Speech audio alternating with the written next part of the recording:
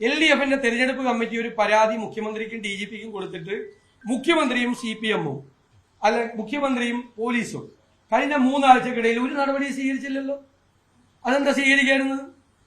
ഞങ്ങൾ ഒരു സ്ത്രീകളെയും അല്ലെങ്കിൽ ഒരു എതിർ സ്ഥാനാർത്ഥിയെയും അപമാനിക്കുന്ന പ്രശ്നോദിക്കുന്നില്ല. ഞങ്ങൾ അതിനെ പ്രോത്സാഹിപ്പിക്കില്ല. ഇതൊക്കെ CPM നിരന്തരമായി ചെയ്തുകൊണ്ടിരിക്കുന്ന കാര്യമാണ്. അപ്പൊ വൈകാരികമായി തൊണ്ടയിടറിക്കൊണ്ട് പറഞ്ഞു എന്നൊക്കെ പറഞ്ഞ് വാർത്ത വരുത്തിയാണ്. ഇത് 20 ദിവസം മുമ്പ് നടന്ന കാര്യത്തിൽ പരാതി കൊടുത്തിട്ട് ഒരു നടപടി സ്വീകരിച്ചില്ലെങ്കിൽ മുഖ്യമന്ത്രിയോട് ചോദിക്കണം, നിങ്ങൾ എന്താ നടപടി എടുക്കാത്തതെന്ന്.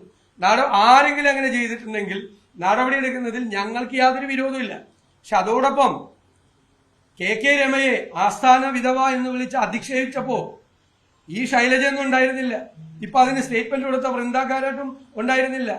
ലതിക സുഭാഷിനെ അച്യുതാനന്ദൻ അധിക്ഷേപിച്ചപ്പോഴും ഉണ്ടായിരുന്നില്ല. ഇവിടെ ഈ അതിജീവിതയെ മെഡിക്കൽ കോളേജിൽ വെച്ച് പീഡിപ്പിച്ച IC യൂണിറ്റിൽ വെച്ച് പീഡിപ്പിച്ച സർജറി കഴിഞ്ഞ് കിടന്ന ആ അതിജീവിതയെ വളഞ്ഞിട്ട് ആക്രമിക്കുകയാണ് ഇവര്. അപ്പോഴും ഇവരെ ആരെയും കണ്ടില്ല. ഈ സ്ത്രീപക്ഷവാദികളെ ആരെയും കണ്ടില്ല. കയ്യൂർ സമരനായകനായ കണ്ണന്റെ കൊച്ചുമോൾ രാധ വന്ധ്യവയോധിക തേങ്ങയിടാൻ പോയപ്പോ CPM-കാര് നടത്തിയ അസഭ്യവർഷം അപ്പോഴും കേട്ടില്ല. ആ സ്ത്രീയെ അപമാനിച്ചപ്പോഴൊന്നും ഇവർക്ക് പൊള്ളിയില്ല. അപ്പോ ചിത്രരേഖയുടെ ഓട്ടോറിക്ഷ കത്തിച്ചപ്പോഴും ഇവരുണ്ടായിരുന്നില്ല. ഉമാ തോമസിനെ കഴിഞ്ഞ തെരഞ്ഞെടുപ്പ് കാലത്ത് CPM സംഘടനാ നേതാവ് അധിക്ഷേപിച്ചല്ലോ. ഭർത്താവ് മരിക്കുമ്പോൾ തീയിലേക്ക് എടുത്തു ചാരുന്നത് സതി, ഭർത്താവ് മരിക്കുമ്പോൾ തെരഞ്ഞെടുപ്പിലേക്ക് എടുത്തു ചാരുന്നത് കൊതി എന്ന് പറഞ്ഞ് സ്റ്റേറ്റ്മെന്റ് ഇട്ട് വിധവയായ ആ സ്ത്രീയെ അപമാനിച്ചില്ലേ? ഹരിതാബാബുവിനെ അപമാനിച്ചില്ലേ? ബിന്ദു കൃഷ്ണയെ അപമാനിച്ചില്ലേ? രമ്യ ഹരിദാസിനെതിരായി വിജയരാഘവൻ സംസാരിച്ചപ്പോൾ ഇവരൊക്കെ എവിടെയായിരുന്നു? ഈ എത്ര നിങ്ങളുടെ വനിതാ മാധ്യമ പ്രവർത്തകർ ഇവരെല്ലാവരും എത്രമാത്രമാണ് ഈ സൈബർ ഇടങ്ങളിലൂടെ ആക്രമിക്കുന്നത്? ഞങ്ങൾ അത് ഒരിക്കലും ചെയ്യാറില്ല. അത് ചെയ്താൽ അത് പ്രോത്സാഹിപ്പിക്കുകയില്ല. എന്നിട്ട് കഴിഞ്ഞ തെരഞ്ഞെടുപ്പിൽ ഇത് തോക്കാൻ നേരത്ത് അവസാനത്തെ ആഴ്ച തൃക്കാക്കര ഉപതെരഞ്ഞെടുപ്പിൽ എനിക്കെതിരെ മന്ത്രി P. രാജീവ് ആരോപണം ഉന്നയിച്ചു. അവിടുത്തെ LDF സ്ഥാനാർത്ഥിക്കെതിരായിട്ടുള്ള ഒരു ഫിലിം ഞാൻ ഉണ്ടാക്കി വ്യാജമായി നിർമ്മിച്ച് സമൂഹ മാധ്യമം, കേരളത്തിലെ പ്രതിപക്ഷ നേതാവിന്റെ ജോലി ഈ വ്യാജ ഫിലിം അശ്ലീല ഫിലിം ഉണ്ടാക്കുന്നതല്ലേ? വ്യവസായ മന്ത്രിയാണ് അന്ന് ആക്ഷേപം ഉന്നയിച്ചത്. എന്നിട്ട് അതിന് ജനങ്ങൾ കൊടുത്ത മറുപടി കണ്ടല്ലോ. ഇവരുടെ പാർട്ടിയാണ്, സ്വന്തം പാർട്ടി ജില്ലാ സെക്രട്ടറി കിടക്കുന്ന കട്ടിലിന്റെ അടിയിലുള്ള ക്യാമറ വെക്കുന്ന ആളുകളാണ് CPM-കാർ. അത്രയൊന്നും കോൺഗ്രസും UDF ഒന്നും ഒരു കാലത്തും അധപ്പതിക്കില്ല. ഒരാളെ ഞങ്ങൾക്ക് എന്തിനാണ്? പിന്നെ അവർക്കെതിരായിട്ട് രാഷ്ട്രീയമായ ആരോപണങ്ങൾ വരും. അവര് കേരളത്തിലെ ആരോഗ്യമന്ത്രിയായിരുന്ന ആളാണ്. ആരോഗ്യമന്ത്രിയായിരുന്നപ്പോൾ അവര് വലിയ അഴിമതി നടത്തിയിട്ടുണ്ട്. 1032 കോടി രൂപയുടെ അഴിമതിയുണ്ട്. 450 രൂപയുടെ PP കിറ്റ് 10,000 കണക്കിനുള്ള 1550 രൂപയ്ക്ക് മേടിച്ചത് അവരുടെ കാലത്താണ്. 7 രൂപയ്ക്ക് കിട്ടുന്ന ഗ്ലൗസ് കോടിക്കണക്കിന് എണ്ണം 14 രൂപയ്ക്ക് മേടിച്ചത് അവരുടെ കാലത്താണ്. ഞങ്ങൾ അവർക്കെതിരെ കേസ് കൊടുത്തിട്ടുണ്ട്. നിയമപരമായ നടപടി ലോകായുക്തയിൽ പെൻഡിംഗ് ആണ്. അവർ പ്രതിസ്ഥാനത്ത് നിന്ന് ഒഴിവാക്കണമെന്ന് പറഞ്ഞിട്ട് നടത്തില്ലല്ലോ. ഹൈക്കോടതി പോയല്ലോ കേസ് തള്ളിക്കളയണമെന്ന് പറഞ്ഞു. ഹൈക്കോടതി പറഞ്ഞു പ്രഥമ ദൃഷ്ട്യാ കേസുണ്ട്, പോയി ലോകായുക്തയിൽ കേസ് നടത്താൻ പറഞ്ഞു. അത് അഴിമതി ആരോപണമാണ് അവർക്കെതിരായിട്ട്. പിന്നെ അവർ കോവിഡ് കാലത്ത് PR ഏജൻസികളെ വെച്ച് ചെയ്ത കാര്യങ്ങൾ ലോകത്തെ ഏറ്റവും നന്നായി കേരളമാണ് മുമ്പിൽ കോവിഡ് നിയന്ത്രണത്തിൽ എന്ന് പറഞ്ഞു. ഇവര് മന്ത്രിസ്ഥാനം ഒഴിഞ്ഞതിന് ശേഷം ഇവരുടെ കാലത്ത് ഒളിപ്പിച്ചു വെച്ച 28,000 കോവിഡ് മരണങ്ങൾ പുറത്തു വന്നല്ലോ. ഞങ്ങൾ നിയമസഭയിൽ കൊണ്ടുവന്നതല്ലേ. അതായത് പല മാർഗങ്ങൾ അവലംബിച്ചുകൊണ്ട് തിരുവനന്തപുരത്ത് വെച്ച് മരിച്ചവരുടെ ലിസ്റ്റ് തീരുമാനിച്ചു. യഥാർത്ഥത്തിൽ കോവിഡ് ഗൈഡ് ലൈൻ അനുസരിച്ച് മരിച്ചവരുടെ പേരുകൾ ഒളിപ്പിച്ചു വെച്ചു. തെരഞ്ഞെടുപ്പിൽ കേരളം മുൻപന്തിയിലാണെന്ന് കാണിക്കാൻ ഇവര് മാറിക്കഴിഞ്ഞിട്ട് 28,000 കോവിഡ് മൂലം മരിച്ചവരുടെ പേര് പുറത്തു വന്നല്ലോ. അപ്പൊ 28,000 പേരുടെ പേരാണ് ഇവര് ആരോഗ്യമന്ത്രിയായിരുന്ന കാലത്ത് ഒളിപ്പിച്ചു വെച്ചത്. ഇന്ത്യയിൽ 2ാം സ്ഥാനമാണ് മരിച്ചവരുടെ എണ്ണം. 2ാം സ്ഥാനത്താണ് ഏറ്റവും കൂടുതൽ കോവിഡ് ബാധിച്ചവരുടെ എണ്ണം. 1ാം സ്ഥാനം മഹാരാഷ്ട്രയെ. എന്താ കാര്യം? കേരളത്തിന്റെ 3 ഇരട്ടി പോപ്പുലേഷനാണ്. 9.25 കോടിയാണ് അവിടുത്തെ പോപ്പുലേഷൻ. അപ്പൊ യഥാർത്ഥത്തിൽ ശതമാനം നോക്കിയാൽ ഏറ്റവും കൂടുതൽ ആളുകൾ മരിച്ചത് കേരളത്തിലാണ് കോവിഡ് മൂലം. ഏറ്റവും കൂടുതൽ ആളുകൾക്ക് കോവിഡ് ബാധിച്ചത് കേരളത്തിലാണ്. അപ്പൊ അന്ന് PR ഏജൻസിയെ വെച്ച് ഇതെല്ലാം മറച്ചു വെച്ചു കോവിഡ് കാലത്ത്. ഇപ്പൊ അതേ PR ഏജൻസിയെ വെച്ച് വൈകാരിക പ്രതികരണമായി നുണബോംബ് പൊട്ടിക്കാൻ ഇറങ്ങിയിരിക്കുക. അതൊക്കെ തെരഞ്ഞെടുപ്പിൽ ജനങ്ങൾക്ക് മനസ്സിലാവും. പിന്നെ വേറൊരു കാര്യം പറഞ്ഞല്ലോ, ഷാഫി പറമ്പിലിന് വേണ്ടി പ്രകടനം നടത്തിയവര് തൊഴിലുറപ്പ് തൊഴിലാളികളെ അപമാനിച്ചു. ഞാനാണ് ആദ്യം പറഞ്ഞത്. നവകേരള സദസ്സിൽ ആളെ കൂട്ടാൻ തൊഴിലുറപ്പ് തൊഴിലാളികളെ, അംഗൻവാടി വർക്കർമാരെ, സാക്ഷരതാ പ്രേരകന്മാരെ, ആശാ വർക്കേഴ്സിനെ സ്കൂളിലെ കുട്ടികളിലേക്ക് ഭീഷണിപ്പെടുത്തി കൊണ്ടുപോകുന്നു. ഞാനാ പറഞ്ഞത് എത്ര വോയിസ് മെസ്സേജുകൾ ഇപ്പൊ ഉണ്ട്. ഇപ്പൊ കോട്ടയത്ത് തോമസ് ചാഴിക്കാടന്റെ തെരഞ്ഞെടുപ്പ് പ്രകടനത്തിന് പോകണം എന്ന് പറഞ്ഞ് തൊഴിലുറപ്പ് പദ്ധതിക്കാരെ ഭീഷണിപ്പെടുത്തിയ വോയിസ് മെസ്സേജ് പുറത്തിറങ്ങിയല്ലോ. അപ്പൊ അന്ന് ഞങ്ങൾ പറഞ്ഞു, അപ്പോ ഷാഫി പറമ്പിലിന് സ്വീകരണം കൊടുത്തവർ പറഞ്ഞു ഇത് ഭീഷണിപ്പെടുത്തി വന്നവരല്ല, ഇത് തൊഴിലുറപ്പ് പദ്ധതിയിലെ പ്രവർത്തകരെയല്ല, അവരെ പേടിപ്പിച്ചുകൊണ്ടൊന്നല്ലെന്നാണ് പറഞ്ഞത്. അതാണ് അപമാനിക്കുന്നത്. അല്ല, അവരുമല്ല, തൊഴിലുറപ്പ് പദ്ധതിയുടെ പ്രവർത്തകരല്ല, അവരെ പേടിപ്പിച്ചേ കൊണ്ടുവന്നത്. അതാണ് നിങ്ങളാ മുദ്രാവാക്യം പറഞ്ഞ ഭീഷണിപ്പെടുത്തി കൊണ്ടുവന്നവരല്ല തൊഴിലുറപ്പ് പദ്ധതിയുടെ പ്രവർത്തകരല്ല. തൊഴിലുറപ്പ് പദ്ധതി പ്രവർത്തകരെ ഭീഷണിപ്പെടുത്തി കൊണ്ടുപോയെന്നുള്ളത് എന്റെ ആരോപണമാണ്. ഞാൻ ഉത്തരവാദിത്തത്തോടുകൂടി ഉന്നയിച്ച ആരോപണമാണ്. ഞങ്ങളത് തെളിയിച്ചിട്ടുണ്ട്. അവരെ മാത്രമല്ല, എല്ലാവരെയും, സ്കൂളിലെ പിള്ളേരെ വരെ കൊണ്ടുപോയില്ലേ? നാണമുണ്ടോ? പിണറായി വിജയൻ മുഖ്യമന്ത്രി, നവകേരള സദസ് മന്ത്രിമാരെ നടന്ന് ആളെ പേടിപ്പിച്ചാണ് കൊണ്ടുപോകുന്നത്. തൊഴിൽ പോകുന്നു പറഞ്ഞ് ഭീഷണിപ്പെടുത്തിയിട്ടില്ലേ? നിങ്ങൾ ഒപ്പിട്ടിട്ട് നേരെ അങ്ങോട്ട് പോയാൽ മതി നവകേരള സദസ്സിൽ നിന്ന് പറഞ്ഞ് എത്ര മെസ്സേജ് ഉണ്ട്. അങ്ങനെ ചെയ്തവരാണ്. എന്നിട്ട് ആരാ ശരിക്കും സ്ത്രീകളെ അവമാനിച്ചത്? പോസ്റ്റിട്ട ജയരാജൻ എന്താ പറഞ്ഞത്? വെണ്ണപ്പാളികളായ സ്ത്രീകളുടെ സ്വീകരണത്തിൽ മയങ്ങിപ്പോയി സ്ഥാനാർത്ഥികൾ. വെണ്ണപ്പാളി സ്ത്രീകളാണ് ആ പരിപാടിയിൽ പങ്കെടുത്തത്. ആ പരിപാടിയിൽ പങ്കെടുത്ത ആയിരക്കണക്കിന് സ്ത്രീകളെയല്ലേ അവമാനിച്ചത്? വെണ്ണപ്പാളി സ്ത്രീകളുടെ സ്വീകരണത്തിൽ മയങ്ങിപ്പോയി. അതാണ് സ്ത്രീവിരുദ്ധ നിലപാട്. ഈ ആവേശമൊന്നും കണ്ടില്ലല്ലോ. ആ MM മണി ലോകത്ത് പോയി എല്ലാവരും അധിക്ഷേപിച്ചപ്പോ ആ പെമ്പിളെ ഒരുമയെ, അവരുടെ സ്ത്രീകളെ, നാട്ടിലെ മുഴുവൻ സ്ത്രീകളെ അയാൾ അവമാനിച്ചില്ലേ? ഈ നിയമസഭയിൽ വെച്ചല്ലേ ഒരു CPM ക്രൂരമായി കൊല ചെയ്ത TP ചന്ദ്രശേഖരന്റെ ഭാര്യയെ ആസ്ഥാന വിധവ എന്ന് പറയാൻ അധിക്ഷേപിച്ചത്. അന്ന് ഇവരൊക്കെ എവിടെ പോയി? അന്ന് ഇവരൊന്നും കണ്ടില്ലല്ലോ. ഞങ്ങൾ ആരും കണ്ടില്ലല്ലോ. ഞങ്ങൾ ആര് സ്ത്രീകളെ അവമാനിച്ചാലും സ്ഥാനാർത്ഥികളെ അവമാനിച്ചാലും ഞങ്ങളതിന് കൂട്ടിയില്ല. ആരോപണങ്ങൾ ഉന്നയിക്കും. അത് ഉത്തരവാദിത്തത്തോടു കൂടിയാണ്. അത് ഇവിടുത്തെ വടകരയിലെ സ്ഥാനാർത്ഥി മന്ത്രിയായിരുന്ന ആളാണ് 5 കൊല്ലം. അവർക്കെതിരായി ആരോപണങ്ങളുണ്ട്, ഗൗരവതരമായ ആരോപണങ്ങളുണ്ട് അവർക്കെതിരെ. അവരത് PR ഏജൻസിയെ കൊണ്ടൊന്നും മറച്ചു വെപ്പിക്കണ്ട. അവസാനം മുമ്പ് തൃക്കാക്കര ഇറക്കിയ പോലെ ഇറങ്ങിയേക്കാണ്. അവസാന ആഴ്ച പുതിയ താരമായിട്ട് അതൊന്നും ഇവിടെ ഓടില്ല. ജനങ്ങൾക്ക് അത് നന്നായിട്ട് അറിയാം.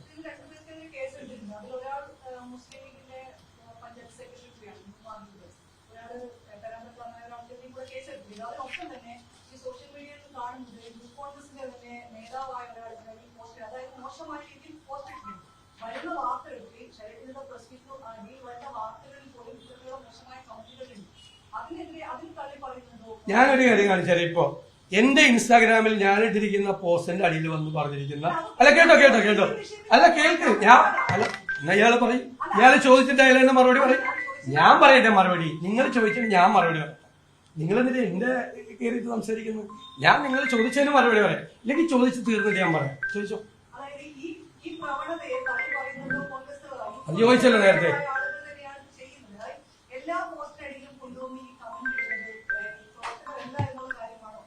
അല്ല, അത് തന്നെയാണല്ലോ നേരത്തെ ചോദിച്ചത്. വീണ്ടും അത് ഒന്നുകൂടി ചോദിച്ചിരിക്കുകയാണ്, രണ്ടാമത്തെ പ്രാവശ്യം. ഞാൻ എന്റെ പോസ്റ്റിന്റെ അടിയിൽ കൊണ്ടുവന്നിട്ട് തെറി വിളിക്കുന്നതാണ്. ഞാൻ കേൾപ്പിച്ചുതരാം. ഞാൻ 9 പരാതികൾ പ്രതിപക്ഷ നേതാവ് എന്ന നിലയിൽ DGPക്ക് കൊടുത്തിട്ടുണ്ട്. DGP എനിക്കെതിരായിട്ടുള്ള അധിക്ഷേപം വന്നത് ഒറ്റ കാര്യത്തിൽ കേസെടുക്കില്ല എന്ന് പറഞ്ഞു. നിങ്ങൾ നരേന്ദ്രമോദിക്കെതിരായിട്ട് രാഷ്ട്രീയമായ ആരോപണം ഉന്നയിച്ച, ഞാൻ പറഞ്ഞല്ലോ ആദ്യം, രാഷ്ട്രീയ ആരോപണം ഇലക്ട്രൽ ബോണ്ടിന്റെ കാര്യം ഉൾപ്പെടെയുള്ള കാര്യത്തിലാണ്. അതായത് മേഘ എഞ്ചിനീയറിംഗിൽ നിന്ന് മോഡി 600 കോടി വാങ്ങി തുടങ്ങിയ ആരോപണങ്ങളാണ് ഇതിനകത്ത് ഉന്നയിച്ചിരിക്കുന്നത്. അതിനെതിരായിട്ട് മോഡിയുടെ സൽപ്പേര് കളങ്കപ്പെടുത്തി അദ്ദേഹത്തിന്റെ തെരഞ്ഞെടുപ്പ് ഫലത്തെ അത് സ്വാധീനിക്കും എന്ന് പറഞ്ഞുകൊണ്ട് കേസെടുത്ത പോലീസാണ് കേരളത്തിലെ പോലീസ്. ഞാൻ ചോദിച്ച ചോദ്യത്തിന് നിങ്ങളാരും മറുപടി പറഞ്ഞില്ല. 25-ാം തീയതി മുഖ്യമന്ത്രിക്ക് കൊടുത്ത പരാതിയല്ലേ ഇലക്ഷൻ കമ്മിറ്റി, CPMന്റെ ജില്ലാ സെക്രട്ടറി കൊടുത്ത പരാതിയിൽ 3 ആഴ്ചയായിട്ട് പോലീസ് എവിടെയായിരുന്നു? ഞാൻ ആദ്യമേ തന്നെ വ്യക്തമാക്കി, ഞങ്ങളുടെ ഭാഗത്ത് നിന്ന് ആരെങ്കിലും പ്രവർത്തകരോ നേതാക്കളോ ആരെങ്കിലും സ്ത്രീകളെയോ മറ്റുള്ളവരെയോ അപമാനിച്ചാൽ, അതായത് ബിലോ ദ ബെൽറ്റ് ഹിറ്റ് നടത്തിയാൽ ഞങ്ങൾ അതിനെ പ്രോത്സാഹിപ്പിക്കില്ല, ഞങ്ങൾ അതിനെ തള്ളിപ്പറയുക തന്നെ ചെയ്യും. ഞങ്ങൾ അതിനെ ഓൺ ചെയ്യില്ല. നിങ്ങളിത് മുഴുവൻ ഓൺ ചെയ്യുമായിരുന്നു. വനിതാ മാധ്യമ പ്രവർത്തകർക്കെതിരായിട്ട് ഞാൻ എഴുതി ഞാൻ നോക്കുക. ഈ പോരാളി ഷാജി എന്ന് പറയുന്ന LDFന്റെ സൈറ്റിൽ നിന്നും അറിയപ്പെടുന്ന LDF നേതാക്കളുടെയും അറിയപ്പെടുന്ന ലോക്കൽ കമ്മിറ്റികളുടെയും ഏരിയ കമ്മിറ്റികളുടെയും അക്കൗണ്ടിൽ നിന്ന് മാധ്യമ പ്രവർത്തകരായ വനിതകൾക്കെതിരായിട്ട് നടത്തിയ ഹീനമായ സൈബർ ആക്രമണങ്ങളുടെ ലിസ്റ്റ് എടുത്ത് ഞാൻ തരാം, ഒന്ന് വായിച്ചു. അതിന് ആർക്കെങ്കിലും എതിരെ കേസ് എടുത്തിട്ടുണ്ടോ? ഒരു കേസ് കൊടുത്തിട്ടില്ല. ഒരു അധിക്ഷേപവും ഇവിടെ നടന്നിട്ടില്ല. ആ രീതിയിൽ ഞങ്ങൾ സ്ഥാനാർത്ഥിക്കെതിരെയാണ് പറയുന്നത്. ഷാഫിയുടെ ജോലി അതല്ലേ? ഷാഫി സമൂഹ മാധ്യമങ്ങളിൽ മറ്റേ LDFന്റെ സ്ഥാനാർത്ഥിക്കെതിരായിട്ട് ഇതുണ്ടാക്കുന്നതല്ലേ, കണ്ടന്റ് ഉണ്ടാക്കുന്നതല്ലേ ഷാഫിയുടെ ജോലി. അപ്പൊ അവർക്ക് ഷാഫിയെ ഒന്ന് അവമാനിക്കണം, ഷാഫിയെ ഒന്ന് വഷളാക്കണം. അത് പോക്ക് കണ്ട ആർക്കും തോന്നും. സ്ഥാനാർത്ഥിയുടെ മുന്നോട്ടുള്ള കുതിപ്പ് കണ്ട വ്യാജ ID ഉണ്ടാക്കിയിട്ട് അതില് രണ്ട് തരത്തിൽ പോസ്റ്റ് വന്നിട്ടുണ്ട്. ഒന്ന് കോൺഗ്രസിന് പിന്തുണ കൊടുക്കുന്നതായിട്ട് AP അബൂബക്കർ മുസ്ലിയാരുടെ സ്റ്റേറ്റ്മെന്റ്. രണ്ടാമത്തേത് ടീച്ചർ അമ്മയല്ല, ടീച്ചർ ബോംബ് ടീച്ചർ സ്ഥാനാർത്ഥിയാണ് എന്നുള്ള രീതിയിൽ രണ്ട് പോസ്റ്റ്. ഇതിനെതിരെ AP പരാതി കൊടുത്തോട്ടെ, അതിന് കേസെടുത്തോട്ടെന്ന്. ഞങ്ങൾക്ക് പല പരാതി ഉണ്ട് അതിനകത്ത്. ഞാൻ ചോദിക്കുന്നത് 3 ആഴ്ചയായിട്ട് മുഖ്യമന്ത്രി ഇതെടുത്ത് പെട്ടിയിൽ വെച്ച് എന്താ കാര്യം എന്നാണ് എന്റെ ചോദ്യം. അന്ന് കേസെടുക്കണമായിരുന്നു എന്നാണ് എന്റെ അഭിപ്രായം. 26-ാം തീയതി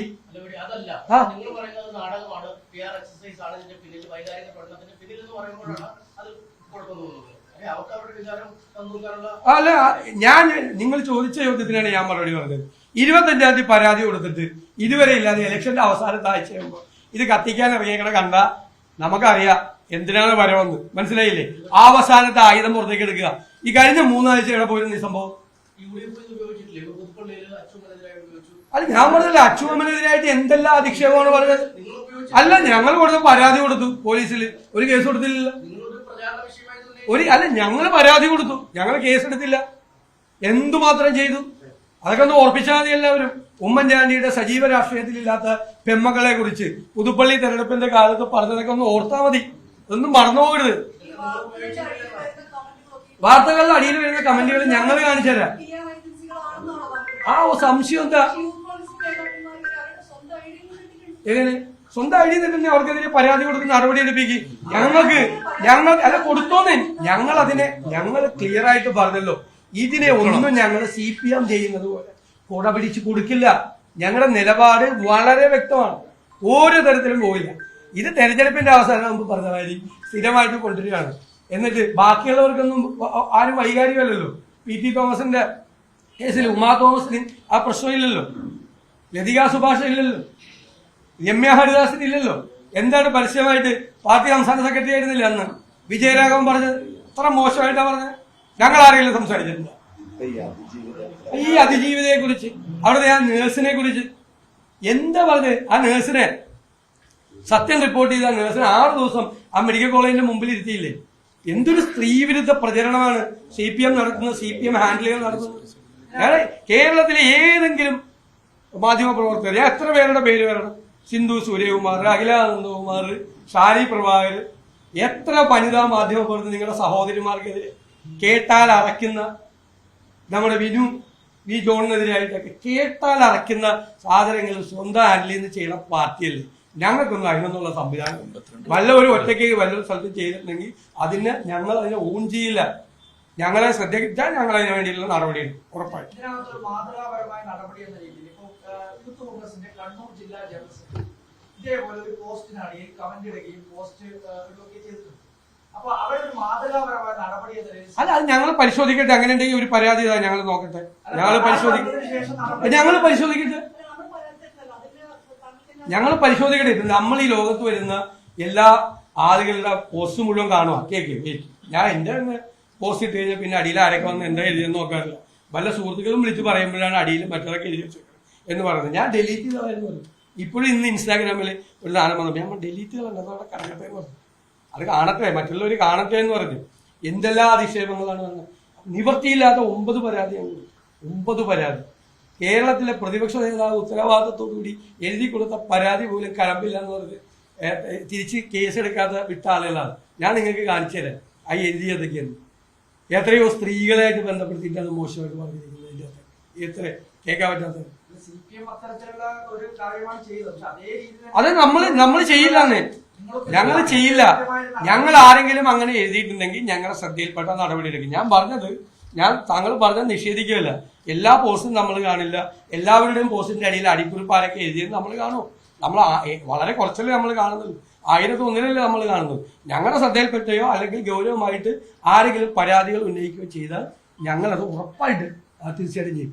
ഒരു നിലപാടുമില്ല. ഇപ്പൊ കാണിക്കുന്നതിന് 1-ാം പ്രതി ഇവർ പറയുന്നത് ശരിയാണെങ്കിൽ 1-ാം പ്രതി പിണറായി വിജയനാണ്. 25-ാം തീയതി പരാതി കൊടുത്തിട്ട് ഇയാളെ എവിടെ പൂത്തിവെച്ചത്? മുഖ്യമന്ത്രി മറുപടി പറയട്ടെ.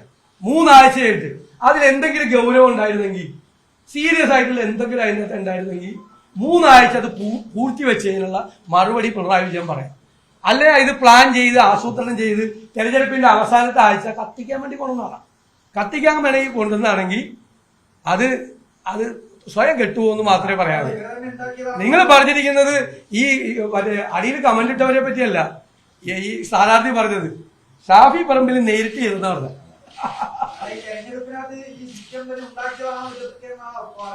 എറണാകുളത്ത് ഉണ്ടാക്കിയത് CPM തന്നെയായിരുന്നു. അത് അവസാനം മനസ്സിലായതുകൊണ്ട് ഇട്ടിട്ട് ഓടി. അവരെന്ത് ചെയ്യാൻ പഠിക്കാത്തവരാണെന്ന്. സ്വന്തം പാർട്ടി സെക്രട്ടറിയുടെ കട്ടിലിന്റെ അടിയിൽ കൊണ്ട് ക്യാമറ വെച്ചവര് പിന്നെ എന്താ ചെയ്യാൻ പഠിക്കാത്തത്?